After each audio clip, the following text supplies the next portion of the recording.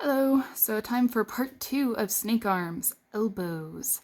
The movement itself is a little simpler for this one, but I actually find the elbow part a little bit more difficult. So let's get started.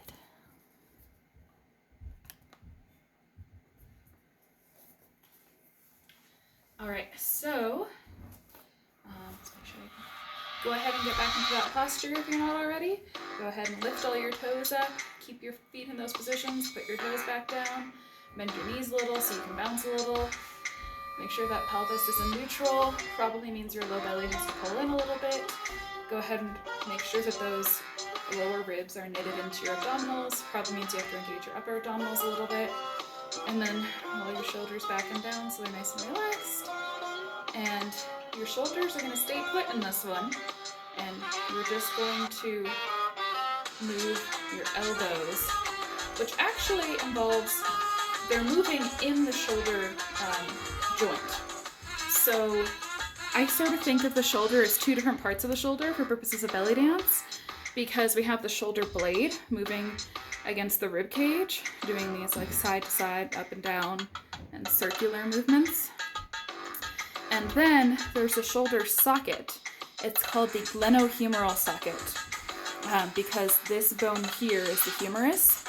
So it's the socket that the humerus sits in that is also part of the shoulder. So we are moving within that socket today, but we're not moving the shoulder blade anywhere.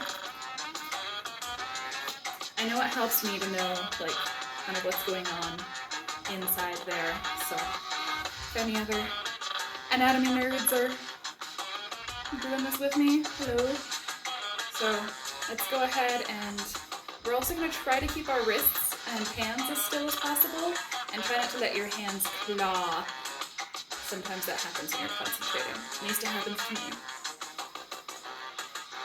So shoulders up and down. Let's actually just do the right a few times, and just focus on thinking about this humerus bone moving around in that socket. Now there might be some clicking going on.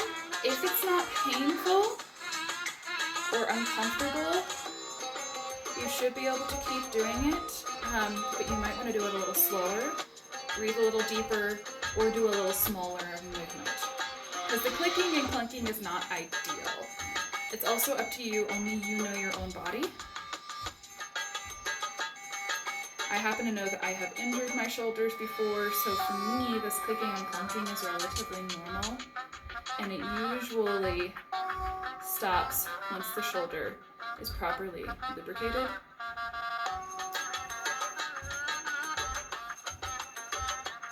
Let's do the left arm a little bit.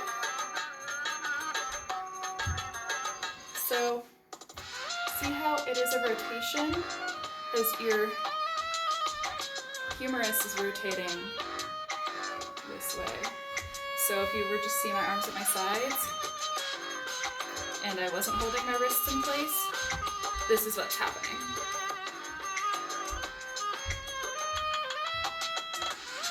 Which means that the shoulder itself may come forward a little bit when you rotate the elbow back, and it may go back a little bit when you rotate it down. But just try to keep the shoulders as relaxed as possible.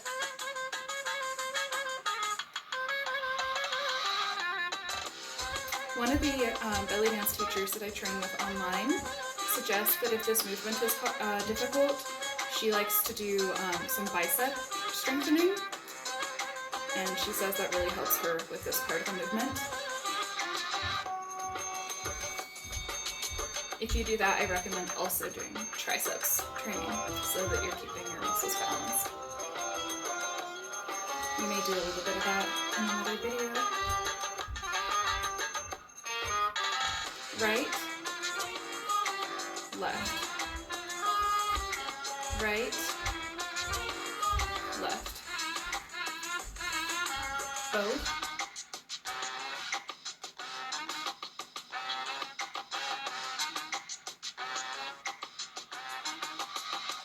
right, left, and I've apologize. I have forgotten to mirror again. So I'll just say alternating.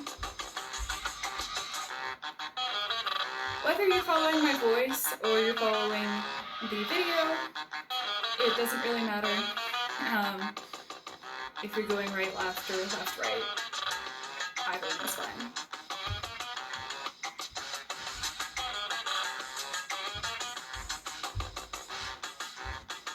Both.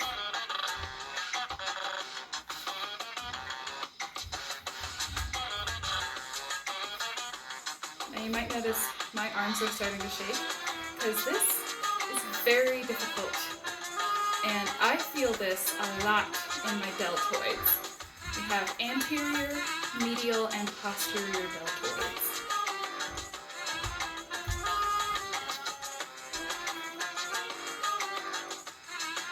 And I found the best way to strengthen that is to just drill these a lot.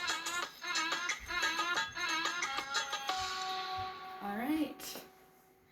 So that is the elbow component of snake arms. If you'd like, you can put on your favorite song and keep drilling that.